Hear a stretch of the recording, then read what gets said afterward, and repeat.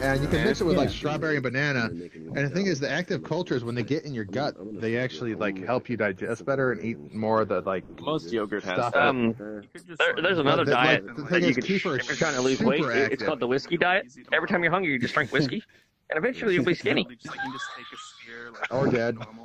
A or B. No, it's not fun. But no, the kefir helps your guts bacteria like grow and like does it have do its job electrolytes? better. I just could imagine like a Gatorade commercial where like people like drinking yogurt.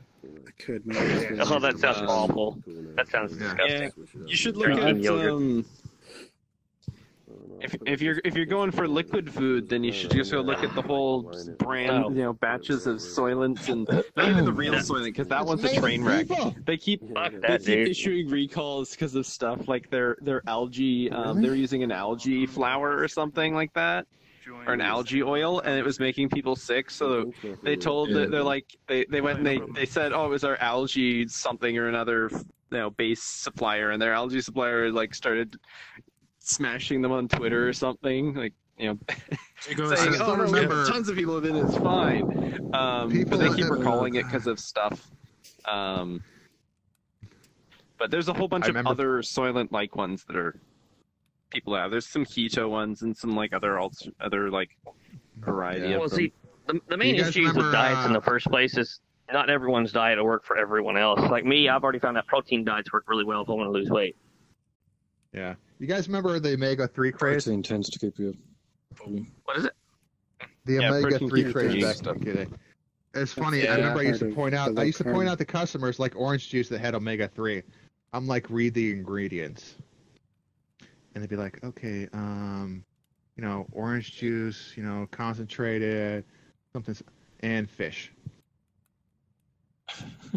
and it was like tuna fish, and I was like, well, guess where your omega-3 comes from?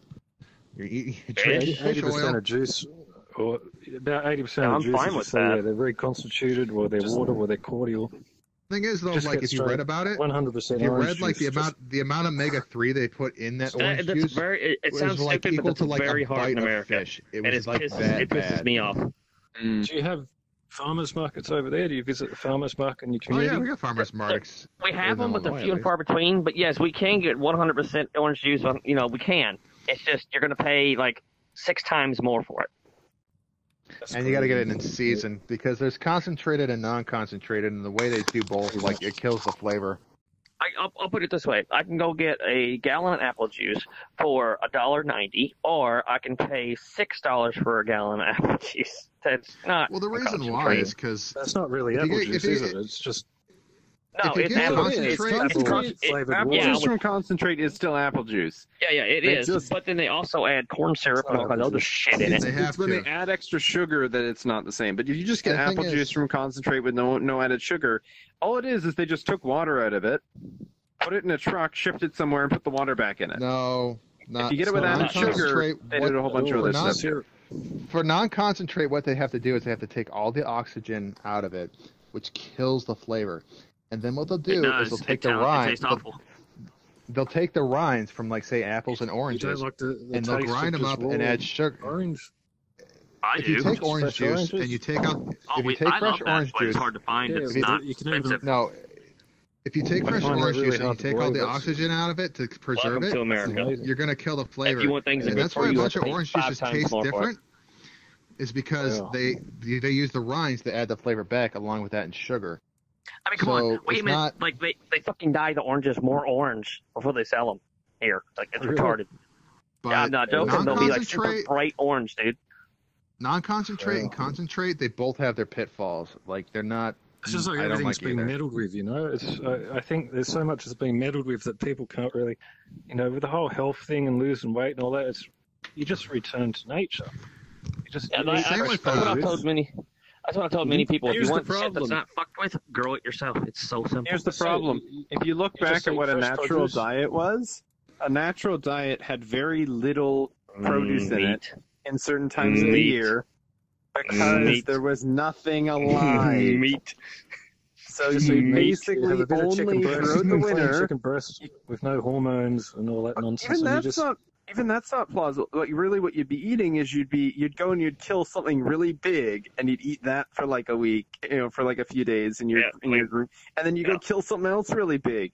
So you'd be eating things that were, and actually if you even go back further than that, before humans made it to northern, colder climates, the only real places that humans were living, during like the last ice age or something, was like a water. It was no, it was after that. After that, it was the actual Homo sapiens during the last ice age lived I can't remember exactly where it was, but lived in a part of Africa that was near the coast, so they ate mostly like seafood for protein and whatever plants were native to the area, and that's what it was for like thousands of years. And then certainly since then, I'm gonna make what he's saying basically. What he's saying is what I said a while ago, and I'm gonna make it simple: meat. It's mostly eat meat with interspersed. Make you smart. Interspersed bits, especially cooked meat. Cooked meat's a huge deal. Chicken breasts, fresh produce, bit of fruit. The only problem with eating that much fucking fish, you get plenty of mercury with it. Well, that's before the mercury's overblown. Also, you don't have to eat tuna. Tuna's the big one. If you don't eat tuna, you're fine. I eat shrimp. Yeah, opposite end of the food chain, no risk of mercury from bioaccumulation. Shrimp are literally like the fucking garbage can of the sea. They'll eat anything. I know. My but they don't have much mercury in them. How they basically eat the poop of everything else. He's like, I can't eat shrimp anymore. I'm like, what the hell do you think they did before? That's what they do. They're bottom feeders. They taste good. I don't care. I'm like, listen, I enjoy my giant cockroach lobsters, and I eat them raw. I eat them. If you think about this, it's not like they take the stuff they eat and just build their bodies out of it. No, they take it down to base atoms, base molecules, and then use it to construct themselves, like anything else. Definitely. I mean, them eating poop and nothing. I mean, it's so weird, but it's no different than us eating a hamburger. It's really kind of the same thing. We take the nutrients out of that. Poop. Yep. And sometimes more than one tier of it. I don't care. That shit's tasty. Yep, exactly. Get some cocktail sauce with it, with a little margarita. Yes. Bread that shit? You're in for a tan. I actually like it not breaded. I prefer it to be just the meat. I'm either or. Depends. I like the raw ones, and if they're cooked, I don't like them being fried. I like them being like sautéed or grilled or something like that. I don't know if you got a Hooters out near you, but like the Hooters fucking... Yes, we do. Yes, we do. The Hooters shrimp, oh my god. Hooters. Yeah, but Hooters over there, dude. Hooters. Why do you not have a Hooters shirt? That's actually a good one. Where are you going? I'm off to get some Hooters. What, have you never been to a Hooters? Not my style. I don't have Hooters, no. I remember I had a buddy. He's like, I can't go to the Hooters. My wife will kill me. I'm like, dude, they got high chairs there. It's a family place at that point. Like, big boobs and tight pants. Pretty. Like, listen, it could be called Dick's. I love the wings. I would still go there. Dude, you guys want to go to Dick's tonight? I love their food. Anything that's sold product. German, I think it's a German startup. They're on Indigo. Indigo? Oh, you mean take the money and run? Like, seriously, I just want leg tracking. Is that so much? Yeah, it's being worked on. That is kind of. I know it is. I know. What, leg tracking? You'd have to have something down there to track. I mean, other than your legs. I do. I have legs. I think the Vive trackers are coming out this month, aren't they? Where they stick them on your... Tracking pucks are already out. They've been out for devs, but they're just kind of expensive. And there's no support for most things. There's one of the VRChat developers is currently working on it, and it might be out when 5.6 is out, or it might be not out after. It depends. Yeah. I'm still wondering why. I'm still wondering why they don't have a glove controller, like where you just put gloves on it and your hands are your hands. Because they're complicated. They're working on it. Not really. I mean, but one of them they actually their dev kit's like $500, and they're super expensive. You can literally do it. Expensive. I'm saying you could literally do it the same way you do the Vive controllers and just use infrared trackers on your fingers. Like, it'd be super simple. How do you interact with A, B, C, and all the other buttons? Okay, no, I'm not talking about that. I'm not talking about being able to actually move around all that. Just being able to track your actual hands. The triangulation of little sensors on just a finger isn't big enough. You notice how the pucks are just as big as the ring of the Vive controller? You need that kind of Have you taken one apart? They're not that big. They would fit on your fingers. There's a reason why. There's a requirement. I got this. Yeah, I know. The actual sensors in there, I took my controllers apart already. The actual sensors are only about a half an inch. So they would fit on your fingers. So those sensors, there's a requirement in the Steam VR solver for doing the Lighthouse calculation solving. In order to get a full 6-degree of freedom pose solved, they have to know the exact distance and orientation, the distance between each sensor and the orientation of the sensor on the surface in order to be able to solve that. So if you have them on a soft body, it has to be a rigid body model. So they have to have exactly the same size. Because the way it solves distance is based off of the sensors.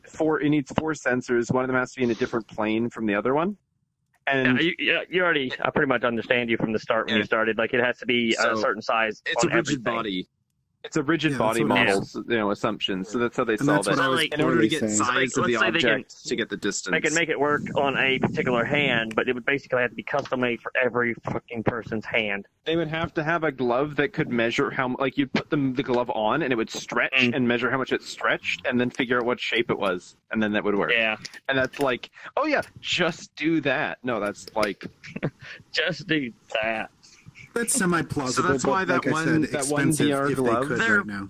Yeah, there is that one that like actually. Yeah, you talking about the one that actually. You're talking about the one that had the little things you hook to your fingers, and it would, like, when you go to pick something up, it would stop and hold you there. No, that one. This one is, it's just a straight glove. It's just a straight glove with force-sensitive resistors in the fingers to measure your finger flexion and everything. But it's I can't remember exactly what it was called, but it's just a glove, no feedback or anything, and the way it's like $500 for a pair, plus 2 trackers, because you have to screw a Vive tracker onto each hand. Are you talking about the one? Well then, I'm sure that's gonna last a long time. Yeah, it's a force-sensitive resistance one. It's like $500. That's like early alpha shit right there. Yeah, I mean, there's another one that did the hard stop stuff. That's like $500 now. But like during the Kickstarter, it was like 400 something. Oh, that's interesting. I managed to get it to track my hands while I'm in the overlay. Yeah. My hands are moving, right? I fixed that. I thought I saw that in the changelog. No, it only does it when the keyboard's up. Oh, I see. Okay. My hands are up. I'm going to bring up my menu. My arms just went away, right? Arms just went down. My arms still working? Yes? No? No. Like, you see my arms up? Yeah. I open the menu, drops down. If I start typing, they pop up. Oh, that's cool. And your wrist is broken.